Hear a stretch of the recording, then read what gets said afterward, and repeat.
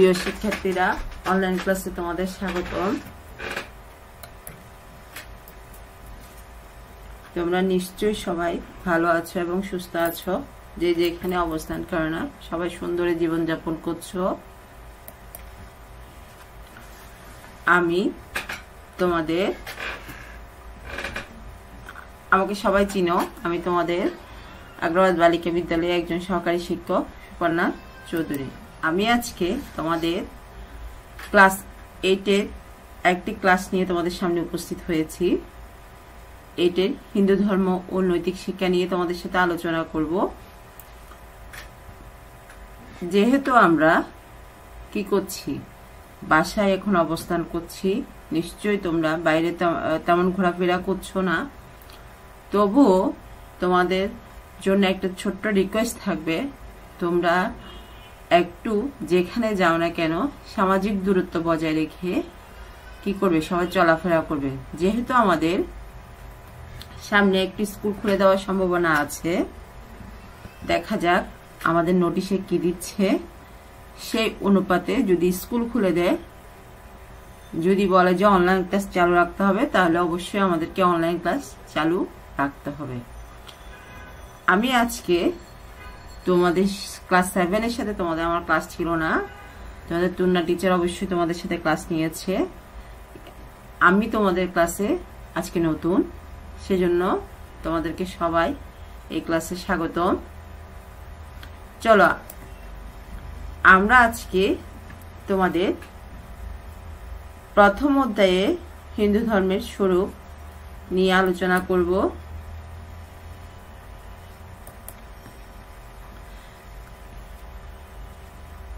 আমার সেটের সামনে নিশ্চয়ই তোমরা বই, খাতা ও কলম নিয়ে সবাই উপস্থিত হয়ে গেছো।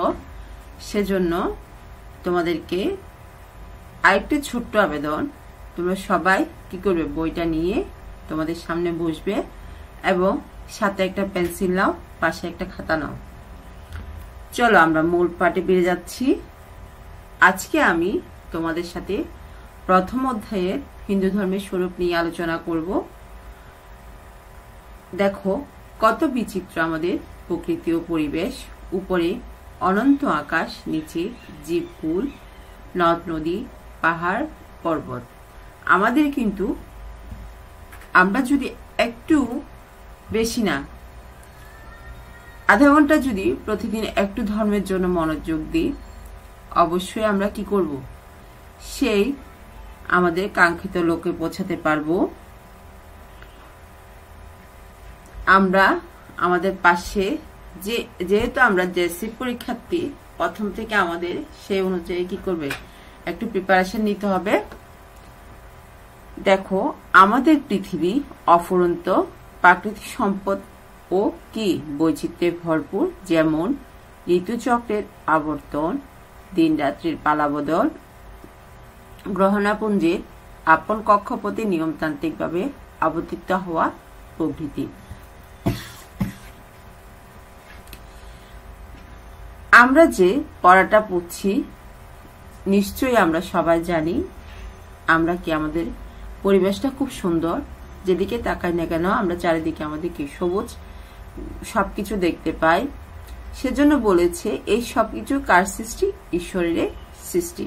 কি কি বলেছে এখানে দেখো, উপরে আমাদের উপরে আকাশ, নিচে আমরা জীবকুল, নদ নদী, পাহাড় পর্বত, সবই কি সৌন্দর্যে ভরপুর। এর সাথে কি করেছে, যেহেতু আমরা মানুষ এবং আমাদের প্রকৃতি একটা পরিবেশ আছে, সে পরিবেশ থেকে আমরা কেউ কি বাইরে নয়, সবাই পরিবেশের সাথে ওতপ্রোতভাবে জড়িত। সেজন্য কি বলেছে দেখো, ঋতুচক্রের আবর্তন, দিন রাত্রির পালাবদল, গহনাপুঞ্জের আপন কক্ষপথে নিয়মতান্ত্রিকভাবে কি হয়েছে, আবর্তিত হওয়া প্রভৃতি। এগুলো সবকিছু নিয়মে নিয়মে সবকিছু সৃষ্টি করেছেন। অনন্ত আকাশে চন্দ্র, সূর্য সহ অসংখ্য গ্রহ, উপগ্রহ ও নক্ষত্র রয়েছে। এই সকল গ্রহ, নক্ষত্র ও উপগ্রহ নির্দিষ্ট কক্ষপথে কি করছে, ঘুরছে। সংঘাতের সৃষ্টি হচ্ছে না, সবকিছু একটি গভীর ঐক্য শৃঙ্খলার মাধ্যমে কি করছে, চলছে। এই সবকিছুর কারণ ঈশ্বর এবং তিনি সবকিছু নিয়ন্ত্রক। অন্যথায় এই মহাবিশ্বের সবকিছু যথানিয়মে আবর্তিত হতো না। এখানে এই যে কথাগুলো আসছে, অনন্ত আকাশের চন্দ্র, সূর্য সহ অসংখ্য গ্রহ উপগ্রহ সবগুলো কার সৃষ্টি? নিশ্চয়ই তোমরা বলতে পারো সবগুলি ঈশ্বরের সৃষ্টি। এই যে গ্রহ, নক্ষত্র, উপগ্রহ নির্দিষ্ট কোন পথে তাদের নিজেদের আপন কক্ষপথে ঈশ্বর যেহেতু চালাচ্ছেন, সেহেতু তারা ওরকম করে চলছে, ঘুরছে। ঈশ্বর এক ও অদ্বিতীয়, তিনি কি? নিরাকার, শাশ্বত বা নিত্য ও অবিনশ্বর। এখানে বলেছে তার কোনো আকার নেই, তিনি নিরাকার, শাশ্বত এবং প্রতিদিন নিত্য এবং অবিনশ্বর। সে কখনো ধ্বংস হয়ে যায় না। এই বিশ্ব যা কিছু ঘটেছে তার প্রত্যেকটির পেছনে কি রয়েছে? একটি কারণ আছে। এই কারণেরও আরেকটা কারণ রয়েছে। মহাবিশ্বের সৃষ্টির কারণ অনুসন্ধান করলে অনেক কারণ খুঁজে পাওয়া যাবে, তবে সৃষ্টির প্রথম কারণকে বলা হয় কি? ঈশ্বর। এখানে আমরা ঈশ্বর এক অদ্বিতীয় কথা বলেছেন, যেহেতু তিনি কি? তার কোনো আকার নেই, তিনি প্রতিদিন এবং তার কোনো ধ্বংস নেই, অবিনশ্বর। সেজন্য কি বলেছে যে এখানে পৃথিবীতে যা কিছু ঘটুক না কেন, তোমার জীবনে যা কিছু ঘটুক না কেন, তার একটির পেছনে এক একটি কারণ রয়েছে। সে কারণগুলো আমরা কি করি না, কখনো কি করি না, তুলিয়ে দেখি না। আমার কারণে কিন্তু আমি কি হচ্ছি? একটা পরিবারে বলো, সমাজে বলো, আমার কারণে আমি কিন্তু কি নিজেকে কি করতে পারি না, কন্ট্রোল করতে পারি না। সেজন্য এই যে মহাবিশ্বে ঠিক ঈশ্বরে কি বলেছে দেখো, মহাবিশ্বের সৃষ্টির কারণ অনুসন্ধান করলে আমরা কি করব? একটি কারণ, তার একটি কারণ না কারণ খুঁজে পাবো। তার প্রথম সৃষ্টির কারণ কাকে বলা হয়েছে? এই যে ঈশ্বরকে বলা হয়েছে। ঈশ্বর যখন নিরাকার, তখন তিনি কি? ব্রহ্মা। তিনি ভগবান এবং জীবের মধ্যে আত্মারূপে কি করেন? অবস্থান করেন। জ্ঞানী, যোগী ও ভক্তগণ নিজ নিজ দৃষ্টিকোণ থেকে ঈশ্বরের স্বরূপ উপলব্ধি ও ব্যাখ্যা করেছেন। চিরশান্তি বা মোক্ষ লাভের জন্য ভক্ত ঈশ্বরের কাছে স্তুতি করেন এবং তার কাছে কি করেন? প্রার্থনা জানান। এই অধ্যায়ে উল্লেখিত বিষয়সমূহ সম্পর্কে সংক্ষেপে আলোচনা করা হয়েছে। অর্থাৎ আমি এতক্ষণ যেই যতটুকু পড়েছি সবকিছুই, এই যে সারসংক্ষেপটা হচ্ছে এই অধ্যায়ের প্রকৃত সারসংক্ষেপ। অর্থাৎ তোমাদেরকে ছোট করে এটা একটা প্রথমে হেডিং দিয়ে ফেলেছে। এরপরে দেখো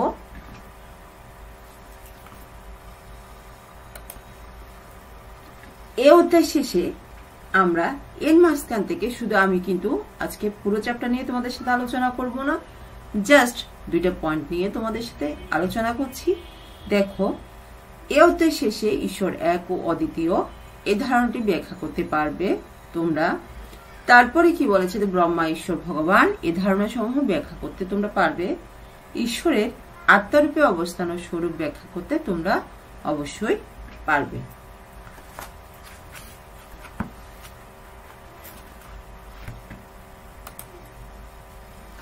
প্রথমে আমরা পার্ট 1 নিয়ে তোমাদের সাথে আলোচনা করছি। দেখো এখানে পার্ট 1 হচ্ছে ঈশ্বর এক ও অদ্বিতীয়। এখানে ঈশ্বর এই বিশ্ব কি করেছেন? সৃষ্টি করেছেন। তিনি বিশ্ব ব্রহ্মাণ্ডে সকল কিছু নিয়ন্ত্রক। দেবদেবীরা তারই গুণ বা শক্তির প্রতিভূ। তিনি এক ও অদ্বিতীয়। অর্থাৎ এখানে বলেছেন এই বিশ্বের যা কিছুই সৃষ্টি করেছে সবকিছু ঈশ্বরের। তিনি সবকিছু বসে এক জায়গায় বসে সেগুলো নিয়ন্ত্রণ করেন এবং দেবদেবী তারে একটি অংশ মাত্র। তিনি এক এবং অদ্বিতীয়। তিনি একজন এবং তার কোনো কি নেই? শাখা প্রশাখা নেই। শ্বেতস্বর উপনিষদে ঈশ্বরের একত্ব সম্পর্কে বলা হয়েছে। দেখো, এক দেব সর্বভূতেষু গুরু, সর্বব্যাপী, সর্বভূতান্তর আত্মা, কর্মধ্যক্ষ সর্বভূতা দিবাস সাক্ষী চেতা কেবল নির্গুণশ্চ। অর্থাৎ কি বলেছি দেখো, এখানে খুব সুন্দরভাবে তোমাদেরকে এটা খুব সুন্দরভাবে উপস্থাপন করেছে। এক, ঈশ্বর বিশ্বব্রহ্মাণ্ড এবং সকল জীবের মধ্যে প্রচ্ছন্ন রূপে কি করেছে, অবস্থান করেছেন। তিনি সর্বব্যাপী, সকল জীবের আত্মা, সকলের কাজের কর্তা এবং সকল জীবের আবাসস্থল। তিনি সকল কিছু দেখেন, সকল জীবকে কি করেন, চেতনা দান করেন। তিনি নিরাকার, নির্গুণ ব্রহ্মা। ঈশ্বর বিশ্বব্রহ্মাণ্ডকে এক শৃঙ্খলার মাধ্যমে কি করেন, পরিচালিত করছেন। গ্রহ উপগ্রহ ও নক্ষত্র সমূহ এই মহাকাশে নির্দিষ্ট গতিপথে আবর্তিত হচ্ছে। জীব ও জড়বস্তু সবকিছু একটি শৃঙ্খলার মধ্যে আবর্তিত হচ্ছে। জীব জন্ম লাভ করছে, আবার আয়ু শেষে মৃত্যুর মধ্য দিয়ে দেহত্যাগ করছে। এখানে কি বলেছে দেখো, অর্থাৎ ঈশ্বর বিশ্বব্রহ্মাণ্ড, অর্থাৎ একজন ঈশ্বরে বিশ্বব্রহ্মাণ্ডের সৃষ্টি করেছে এবং তিনি কি করেছেন, সকল জীবের মধ্যে, অর্থাৎ পৃথিবীতে সকল যে জীবগুলো রয়েছে সকল জীবের মধ্যে তার অবস্থান রয়েছে। তিনি সর্বব্যাপী, সব জায়গায় অবস্থান, এবং জীবের আত্মা নির্দিষ্ট একটা আত্মার মধ্য দিয়ে সকলের মধ্যে অবস্থান করছে এবং সকল কাজে কি করেছে, কর্তা, অর্থাৎ সব কাজে তিনি কর্তা, অর্থাৎ সবার উপরে, এবং সকল জীবের আবাসস্থল। যেখানে যে জীবটা বাস করবে সেখানে কি তার একটা আবাসস্থল, অর্থাৎ জায়গা। তিনি আবার দেখো কি বলেছে, তিনি নিরাকার ও নির্গুণ ব্রহ্মা, অর্থাৎ তিনি, তার কোনো আকার নেই, তিনি নিরাকার এবং নির্গুণ ব্রহ্মা। তার গুণগুলো অনেক, সেগুলো বলে শেষ করা যাবে না, সেজন্য বলেছে নির্গুণ ব্রহ্মা। তিনি বিশ্বব্রহ্মাণ্ডকে একটি নির্দিষ্ট, অর্থাৎ কি বলে, শৃঙ্খলা, আমরা যেটা বলি মানে কি একসাথে করে রাখা, সেই শৃঙ্খলার মধ্যে তিনি পৃথিবীকে কি করছে, পরিচালিত করছে। অর্থাৎ যেখানে শৃঙ্খলা থাকবে না সেখানে অবশ্যই বিশৃঙ্খল হবে এবং কি সেটা দেখতেও খারাপ লাগে। সেজন্য বলেছে, কি বলেছে, বিশ্বব্রহ্মাণ্ডকে এক শৃঙ্খলার মধ্যে তিনি কি করছেন, পরিচালিত করছেন। এরপরে দেখো কি বলেছে, জীব ও জড়বস্তু সবকিছু একটু শৃঙ্খলার মধ্যে আবর্তিত হচ্ছে। জীব জন্ম লাভ করছে, আবার আয়ু শেষে মৃত্যুর মধ্য দিয়ে কি করছে, দেহত্যাগ করছে। অর্থাৎ জীব একবার জন্ম, অর্থাৎ তোমার একবার জন্ম হয়েছে, তোমাকে ধারণা করতে হবে যে আমার একদিন না একদিন মৃত্যু হবে। সেটা আজকেও হতে পারে, সেটা কালকেও হতে পারে, এবং সেটা 20 বছর, 25 বছর, 30 বছর পরেও কিন্তু তোমাকে মৃত্যুটা হবে। অর্থাৎ তুমি যেহেতু জন্মগ্রহণ করেছো, তোমার কি মৃত্যুটা নির্ধারিত। সেটা তুমি আবার অনেক সময় মনে করবে যে না, আমার কোনো মৃত্যু হবে না, কিন্তু সেটা হয় না। সেজন্য কি বলেছি দেখো, আয়ু শেষে মৃত্যুর মধ্য দিয়ে মানুষ দেহত্যাগ করছে। হিন্দু ধর্ম অনুসারে জীবের দেহের ধ্বংস আছে, কিন্তু জীবাত্মার ধ্বংস নেই। অর্থাৎ তোমার দেহটা সেখানে নষ্ট হয়েছে, কিন্তু তোমার যে মনের আত্মা আছে সেটা কখনোই কি হয় না, ধ্বংস হয় না। পৃথিবীর সকল জীব ও জড়ের মধ্য দিয়ে একটি শৃঙ্খলা বিরাজ করছে। অর্থাৎ সকল জীব ও জড় বস্তুর মধ্যে একটি নির্দিষ্ট শৃঙ্খলা রয়েছে। একজন কেন্দ্রীয় নিয়ন্ত্রক না থাকলেও এই মহাবিশ্বের সকল কিছু শৃঙ্খলার মধ্যে পরিচালিত হতো না। এই বিশ্বব্রহ্মাণ্ডে একাধিক ঈশ্বর থাকলেও মহাকাশে গ্রহ নক্ষত্রগুলো নিয়মতান্ত্রিকভাবে সুনির্দিষ্ট কক্ষপথে ঘুরতে পারত না। সকল জীব ও জড়ের মধ্যে শৃঙ্খলা থাকতো না। অর্থাৎ কি বলেছে দেখো, এখানে জীব ও জড় মধ্যে একটা নির্দিষ্ট শৃঙ্খলা, অর্থাৎ একটা নির্দিষ্ট শৃঙ্খলা মানে ধারাবাহিক শৃঙ্খলা রয়েছে। একজন কেন্দ্রীয় নিয়ন্ত্রক, অর্থাৎ আমি তোমাকে একটু বুঝিয়ে দিই, তোমাদের পরিবারের কথা বলি।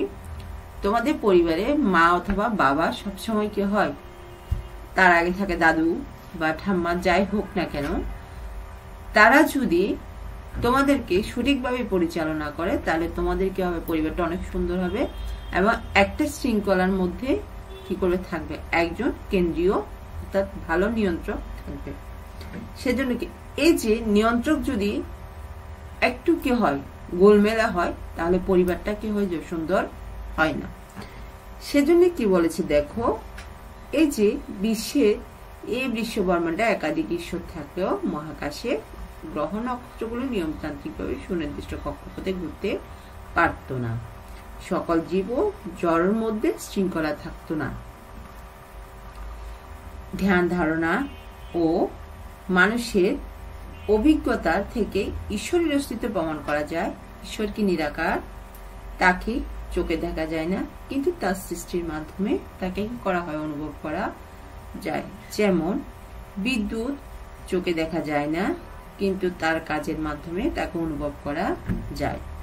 ধর্ম ও সততা ঈশ্বরের অস্তিত্বের প্রতি বিশ্বাস আনয়ন করে। দেখো এর মাধ্যমে নৈতিক চিন্তা শক্তি কি হয়, বিকশিত হয়। উপনিষদ সমূহে উল্লেখ আছে মানুষের কি বলছে দেখো, একটু দেখো, ধ্যান ধারণা ও মানুষের অভিজ্ঞতা থেকে ঈশ্বরের অস্তিত্ব প্রমাণ করে। অর্থাৎ আমাদের যে বয়স্ক ব্যক্তি, তাদের ধ্যান ধারণা একরকম ছিল। আমাদের এই যে এই সময়ের অর্থাৎ এই সময়টা তোমার ধ্যান ধারণা একই রকম হবে, তোমার মার ধ্যান ধারণা, বাবার ধ্যান ধারণা একই রকম হবে। অর্থাৎ আমরা যখন পরিবারে, এখানে আমি কি বলেছি, প্রথমে তোমার দাদু ঠাম্মার কথা বলেছি, তারপরে তোমার মা বাবার কথা বলেছি, তারপর তোমার কথা আসছে। অর্থাৎ এক একজনের সময় এক এক রকম। অর্থাৎ তোমার মা বাবার সাথে ওদের খুব কম মিলতে পারে ধ্যান ধারণার দিকে, তোমার সাথে তোমার মা বাবার কম এবং দাদুদের সাথে আরো কম মিলতে পারে। কিন্তু তারা যদি যুগের সাথে তাল মিলিয়ে চলতে না পারে, তাহলে আমাদের পরিবারের মধ্যে কি হয়, সবসময় কি হয়, ঝগড়া সৃষ্টি হয়। সেজন্য কি বলেছে দেখো এখানে, এরপরে দেখো উপনিষদে উল্লেখ আছে সূর্য তাকে প্রকাশ করতে পারে না, চন্দ্র, তারকা, বিদ্যুৎ, অগ্নিও তাকে প্রকাশ করতে পারে না। সর্বত্র তিনি প্রকাশিত আছেন এবং সকল কিছুই তিনি প্রকাশ করেন। উপনিষদে আলো বলা হয়েছে প্রাণী ও অপ্রাণী যে কোনো বিষয় বা পদার্থ যে স্থান থেকে জন্ম লাভ করে মৃত্যু বা ধ্বংসের মাধ্যমে আবার যার কাছে ফিরে যায়, তিনি কি ব্রহ্মা বা ঈশ্বর। ঈশ্বর সর্বজ্ঞ, তিনি সবকিছু জানেন, তাই তিনি পুণ্যাত্মাকে সুখী করেন, অপরাধীদের কি দেন, শাস্তি দেন এবং অদৃশ্যভাবে সবকিছু নিয়ন্ত্রণ করে। তিনি সবকিছু একমাত্র নিয়ন্ত্রক। তার আমাদের উপনিষদ আমাদের একটি ধর্মগ্রন্থের নাম। অর্থাৎ কি বলছে সেখানে, কি বলেছে দেখো, সূর্য তাকে প্রকাশ করতে পারে না, অর্থাৎ সূর্যটা তাকে প্রকাশ করতে পারে না। অর্থাৎ চাঁদের মাধ্যমে কিন্তু সূর্যকে প্রকাশ করা যায়, চাঁদ, তারকা, বিদ্যুৎ, অগ্নি তাকে প্রকাশ করতে পারে না। অর্থাৎ এই জিনিসগুলো যেগুলোর নাম বলেছে তাদের কিন্তু নিজেদের কোনো অস্তিত্ব নেই। তারা কি করে, নিজে নিজে কি হয় না, প্রকাশিত হতে পারে না। একজন যখন, আমি একটু সূর্যের কথা বলি, সূর্য যখন উঠে এবং যখন অস্ত যায়, তখন কি করে, উঠার সময়ও কাকে সাহায্য হয়, ঈশ্বর, এবং ডুবার সময় কাকে সাহায্য, অর্থাৎ তাদের এই যে নির্দিষ্ট একটা গতিসীমা রয়েছে, তারা সূর্য তাকে প্রকাশ করতে পারে না, চন্দ্র, তারকা, বিদ্যুৎ, অগ্নিও তাকে প্রকাশ করতে পারে না। অর্থাৎ তারা নিজেদের কোনো কি অনুভূতিগুলো নিজেরা প্রকাশ করতে পারে না, সেটাই এখানে বলা হয়েছে। সর্বত্র তিনি প্রকাশিত আছেন এবং সবকিছুই তিনি প্রকাশ করেন। অর্থাৎ কি, তারা নিজে নিজে প্রকাশিত হতে পারে না, ঠিক আছে, কিন্তু ঈশ্বর কি একজন আছেন তাদের প্রকাশ করে দেওয়ার জন্য। সেই ঈশ্বরের মাধ্যমে তারা কি হয়, এক এক সময় এক এক জায়গায় প্রকাশিত হয়। উপনিষদে আরো বলা হয়েছে দেখো, প্রাণী ও অপ্রাণী যে কোনো বিষয় বা পদার্থ যে স্থানে জন্ম লাভ করে, তার কি মৃত্যু বা ধ্বংসের মাধ্যমে আবার যার কাছে ফিরে যায়, তিনি ব্রহ্মা বা ঈশ্বর। অর্থাৎ প্রাণী এবং অপ্রাণী যে কোনো বিষয় বা পদার্থ যে স্থান থেকে জন্ম লাভ করে, অর্থাৎ যে স্থান তারা তাদের জন্ম হয়, মৃত্যু বা ধ্বংসের মাধ্যমে আবার যার কাছে ফিরে যায় তিনি কি ঈশ্বর সৃষ্টি করেন। অর্থাৎ ঘুরে ফিরে সে এক কথা, ঈশ্বর আমাদের সৃষ্টি করেন এবং ঈশ্বর আমাদের নির্ধারণ করে দেন আমরা এই পৃথিবীতে কত বছর বাঁচবো এবং কি কত বছর কি করব, এখানে স্থায়ী হব। সবকিছু কার হাতে? ঈশ্বরের হাতে। অর্থাৎ বলেছে একদিন যখন আমরা জন্মগ্রহণ করব অবশ্যই আমাদের কি সেই দিনও আমাদের মৃত্যুর দিনও তিনি আমাদেরকে কি করেছেন? তৈরি করে দিয়েছেন। এরপরে আমরা চলে একটু যাই পার্ট 2-তে। নিশ্চয়ই তোমরা পার্ট 1টা বুঝতে পেরেছ এবং ক্লাস করলে আমি আর একটু তোমাদেরকে ভালো করে বুঝিয়ে দেওয়ার চেষ্টা করব। আমি তোমাদের এখনো যেহেতু তোমাদের ক্লাস তোমরা এখনো উপস্থিত হতে পারছো না, সেজন্য কি করতে হবে? আমাদের এই অনলাইন ক্লাসের মাধ্যমে যতটুকু বুঝো ততটুকু বুঝবে। আর স্কুল খুললে অবশ্যই আমাকে বলবে কোন জায়গায় তোমরা বুঝছো না, আমি সেখানে দাগিয়ে রাখবে এবং আমি তোমাদেরকে কি বুঝিয়ে দেওয়ার চেষ্টা করব। ব্রহ্মা, ঈশ্বর, ভগবান ও জীবাত্মা। অর্থাৎ কি বলেছে দেখো, আমরা এখন কার? ব্রহ্মা, ঈশ্বর, ভগবান ও জীবাত্মা কথা বলছি। ঈশ্বরের কি আছে? বিভিন্ন নাম রয়েছে, তাকে আমরা বিভিন্ন নামে ডাকি, সেটা আমরা সবাই জানি। তোমরা ক্লাস 6, 7 এগুলোতে পড়ে আসছো। তাওকে ব্রহ্মা, পরমাত্মা, ঈশ্বর ও ভগবান। ঋষিরা ঈশ্বরকে ব্রহ্মা বা পরমাত্মা, ভগবান ও আত্মা বা জীবাত্মার উপর উপলব্ধি করেছেন এবং তার স্বরূপ ব্যাখ্যা করেছেন। আমরা ঋষিদের বর্ণনা অনুসারে ব্রহ্মা, ঈশ্বর, ভগবানের পরিচয় জানব। অর্থাৎ আমরা ঈশ্বরকে অবশ্যই বিভিন্ন নামে ডাকি। সেটা কি কি নাম? ব্রহ্মা, পরমাত্মা, ঈশ্বর ও ভগবান। ঋষিরা ঈশ্বরকে ব্রহ্মা বা পরমাত্মা বা ভগবান ও ঋষিরা অর্থাৎ আমাদের মুনি ঋষিরা যারা আছে তারা কি করেছেন? এই যে এগুলোকে জীবাত্মার রূপে উপলব্ধি করছে এবং তার স্বরূপ কি করেছেন? তাদের স্বরূপটা ব্যাখ্যা করছেন এবং ঋষিদের বর্ণনা অনুসারে ব্রহ্মা, ঈশ্বর, ভগবানের পরিচয় আমরা কি করব? একের পর এক জানবো। প্রথমে আমরা কারটা আসছি ব্রহ্মা। নিশ্চয়ই এই ছবিটা দেখে আমরা বুঝতে পারছি, এই ছবিটা আমরা সব জায়গায় দেখছি।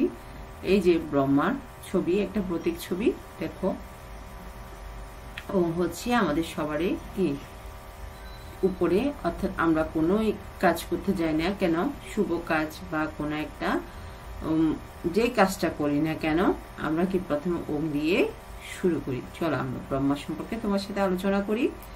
এই যে হিন্দু ধর্ম অনুসারে ব্রহ্মা বিশ্ব ব্রহ্মাণ্ডে কি আছে? ব্রহ্মারে সৃষ্টি। ব্রহ্মা সর্বজ্ঞ, সর্বশক্তিমান, সকল জীব ও জড়ের স্রষ্টা। বিশ্ব ব্রহ্মাণ্ডে যা কিছু ঘটছে সবই তার কারণ। নিরাকার ব্রহ্মাকে বোঝাবার জন্য ঋষিরা ও এর প্রতীকী শব্দটি ব্যবহার করেছেন। ব্রহ্মা শব্দের অর্থ কি? বৃহৎ। বৃহৎ দেখো ব্রহ্মা বা বৃহৎ বলে তার নাম কি? ব্রহ্মা। আবার ব্রহ্মাকে বলা হয়েছে তিনি সত্য, অর্থাৎ সত্য ব্রহ্মা। কোন কোন ঋষি আবার বলেছেন ব্রহ্মা আনন্দ স্বরূপ। আমরা আমাদের আনন্দ, ব্রহ্মার এই আনন্দ, এই ব্রহ্মাকে আবার বলা হয়েছে পরমাত্মা। অর্থাৎ কে বলেছে? এখানে এক এক ঋষি এক এক মন্তব্য এখানে ব্যাখ্যা করেছেন। কে বলেছে ব্রহ্মা সত্য, আবার সত্যই ব্রহ্মা বলেছে। আবার কি বলেছে? কোন কোন ঋষি বলেছে ব্রহ্মা আনন্দের স্বরূপ। আবার আমাদের আনন্দের মূল কারণকে ব্রহ্মা। এই ব্রহ্মাকে আবার কেউ কার সাথে তুলনা করেছে? পরমাত্মার সাথে তুলনা করেছে। অর্থাৎ এক একজনের বক্তব্য এক এক রকম। আমরা এখন ঈশ্বর নিয়ে তোমাদের সামনে এসছি। দেখো ঈশ্বর ঈশ্বর শব্দের অর্থ কি? প্রভু।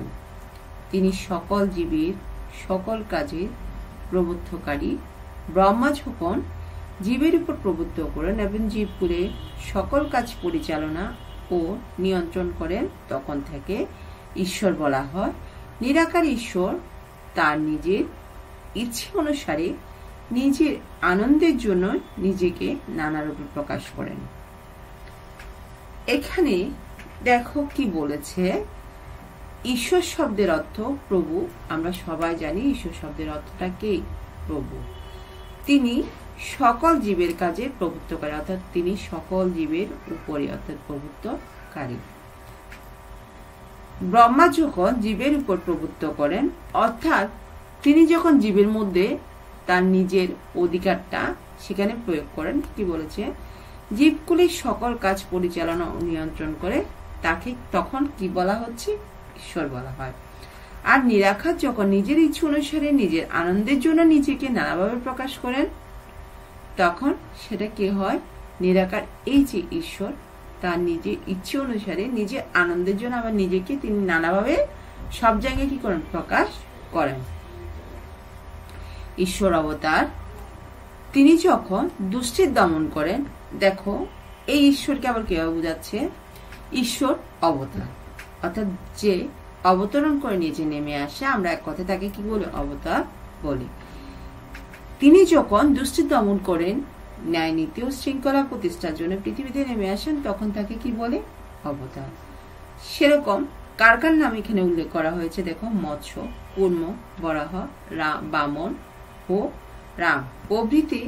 এই যে এক এক অবতার এক এক সময় পৃথিবীতে অবতীর্ণ হয়ে এসছেন, সেজন্য তাদেরকে কি বলা হয়? অবতার। আবার ঈশ্বরের কোন গুণ বা শক্তি যখন আকার ধারণ করে, তখন তাকে কি বলে? দেবতা বা দেবদেবী বলে। অর্থাৎ তার ঈশ্বরের গুণ বা শক্তির কথা এখানে উল্লেখ করেছেন, তখন তিনি তখন কি হয়ে যায়? তখন তিনি দেবদেবী বা দেবতা হয়ে যায়। আর যখন অবতরণ করেন তিনি অবতার হয়ে যান। সেজন্য কি বলেছে দেখো, যেমন শক্তির দেবীকে দুর্গা, বিদ্যার দেবীকে সরস্বতী ইত্যাদি।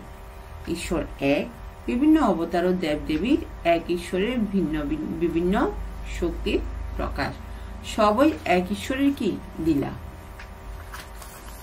অর্থাৎ সবই একজনের লীলার কথা বলেছে। আমরা এখন যাচ্ছি ভগবান। দেখো এখানে ঈশ্বরকে আমরা সর্বশক্তিমান হিসেবে শ্রদ্ধা ও ভক্তি করি। অবশ্যই আমরা সবাই শ্রদ্ধা ও ভক্তি করি। সর্বশক্তিমান বা সবকিছু নিয়ন্ত্রণ বলে আমরা তাকে সমীহ করি। তাকে ঘিরে আমাদের মধ্যে বিভিন্ন ধরনের ভালোবাসা সৃষ্টি হয়। ভালোবাসার অপর নাম মায়া। এ মায়ার জালে সকল জীব আবদ্ধ।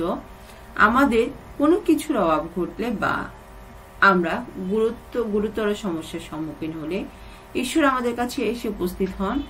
তবে আমরা তাকে দেখতে পাই না, কিন্তু উপলব্ধি করতে পারি। ভক্তের নিকট ঈশ্বর ভগবান রূপে আবির্ভূত হয়ে থাকেন। ভক্তের কাছে ভগবান আনন্দময়। ভক্ত শব্দটির অর্থ ঐশ্বর্য বা গুণ।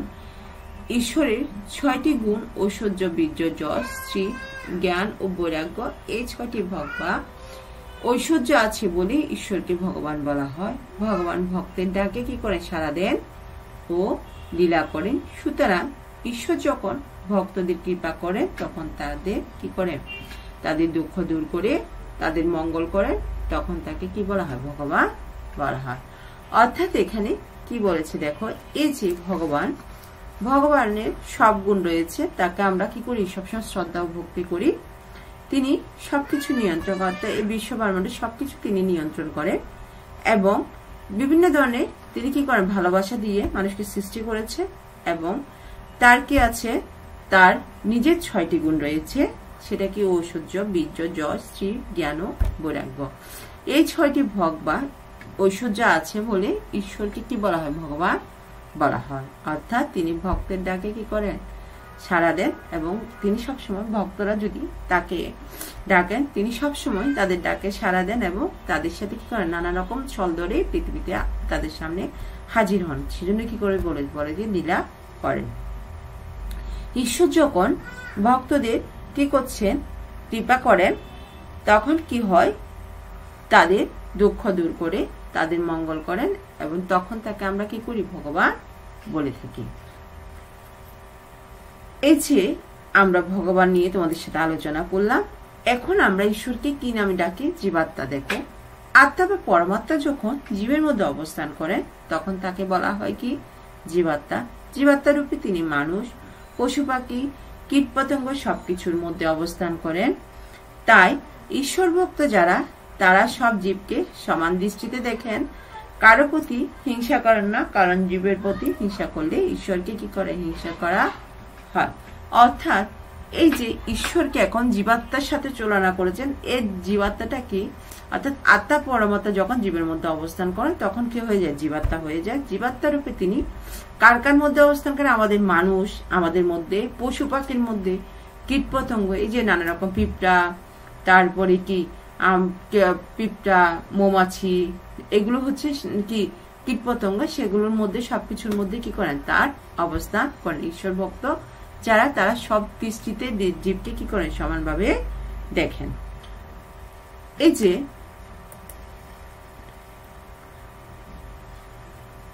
আমি আজকে তোমাদের যতটুকু পড়েছি নিশ্চয়ই তোমরা কি করেছো পাঠটা ভালো করে আমার পাঠটা ভালো করে শুনেছো এবং তোমরা যদি বইতে আর একটু মনোযোগ সহকারে বইটা আমি আজকে যতটুকু পড়েছি সেইটুকু যদি তোমরা ভালো করে পড়ো নিশ্চয়ই তোমাদের কি হয়ে যাবে পড়াটা ক্লিয়ার হয়ে যাবে।